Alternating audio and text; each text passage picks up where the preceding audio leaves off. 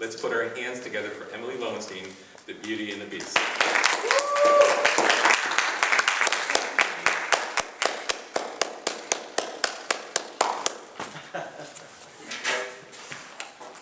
Isn't she beautiful? Oh, yes, she is. Folk tales, fairy tales. What are they, Lee?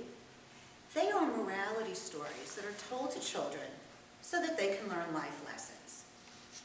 In 1756, a French woman named Marie Le Prince de Beaumont took a story and created a short story from it called Beauty and the Beast. For those of you who may not be familiar with the exact story, I bet you all know the Disney version. Beauty and the Beast is really about three main characters. An inventorpreneur, back in 1756, who was a father to a girl named Beauty and a Beast. And the story goes that the father was traveling home from a business meeting, got very tired, saw a castle, and went in to rest. He called out to see if anybody was there and nobody answered, so he spent the night and in the morning went to go travel the rest of the way home and saw this beautiful garden of roses. Knowing that Beauty, his daughter, loved roses, he picked one to bring home to her. And all of a sudden this beast, this massive, angry beast starts yelling at him, "How dare you take my flower?" The merchant apologized and said, in all innocence, "I was just bringing it for my daughter." And the beast said, "You owe me. So either you or someone in your family has to come and live with me because I am very lonely." The merchant went home, spoke to his family, and his daughter Beauty, who was beautiful from the inside out, said, "I'll go, Dad. I'll go take your place." And she went to live at the castle. When she got there and she met this horrendous beast, she was really frightened. However, over time, as she got to know him, what happened was she saw the beauty that laid inside of him. And he, in turn, started to see the beauty, not just on her outside, but on her inside too. So after years, when she really started to miss her family, he gave her permission to go home and visit. And they agreed that she would return because that was the law and the rule that they had set. When she visited her family, she was so happy to be there, and also a little surprised to realize how much she missed the beast. In fact, she really loved him. And so she went back to him.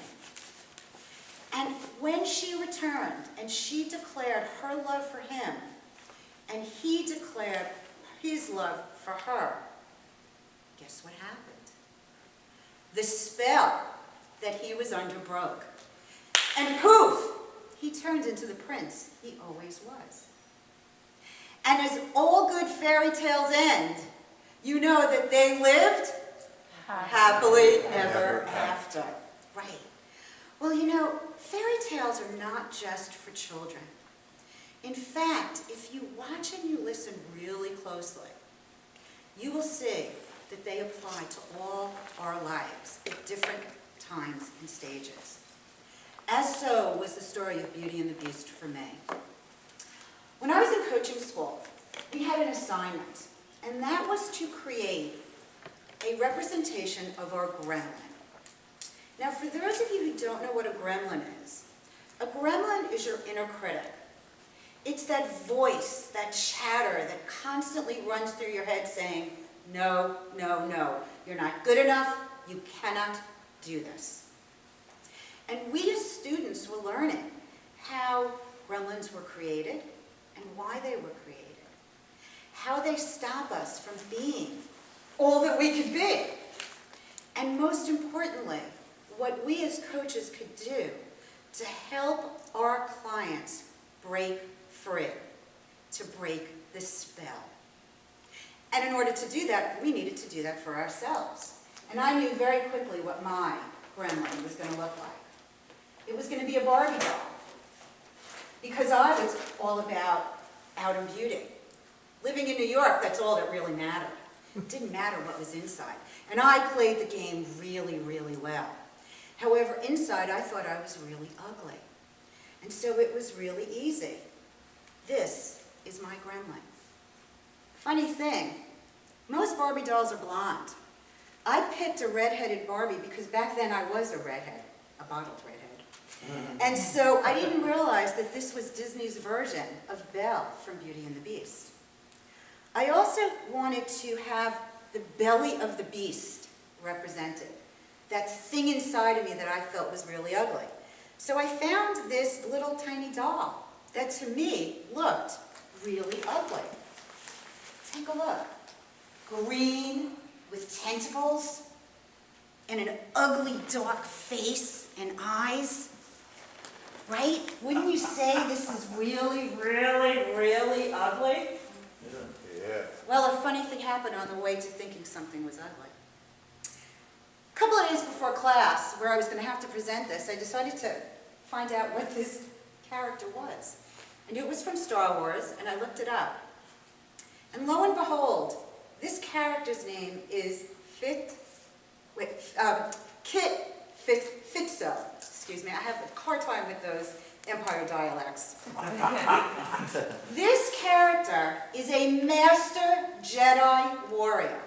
And for any of you who don't know Star Wars, I'm not big on Star Wars, but the Jedi was the premier leading saviors of the empire, of the world, of the galaxies. And he was one of the leaders.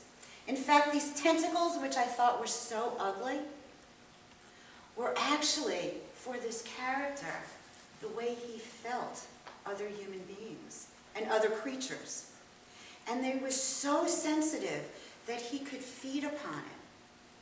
Although other people's sorrow and pain didn't make him sad. In fact, he was known for always smiling. And so, what I thought was so ugly about me, those voices that told me that I'm not good enough, and I can't do, and I don't deserve, were really a lie. Because I, just like you, are beautiful in the inside and out. It's all about perspective. As Hector said, it's all about choice. How do I choose to view this thing inside of me that I view as so ugly? Am I going to let it win? Or am I going to understand that I created it because I needed to protect myself? And as a child, I was afraid. Just like Beauty was afraid when she first met the Beast. However, in truth, that thing, those voices, that chatter I created was protecting me from getting hurt again. And the truth is, I didn't need it anymore. Because I know that beauty is from the inside. And as long as I hold on to that, that perceived beast dies away. And that, my friends, is the lesson of Beauty and the Beast. Your beauty is from your inside. And when you choose to radiate it, everything that you desire, including and probably only love, is what you need. I thank you.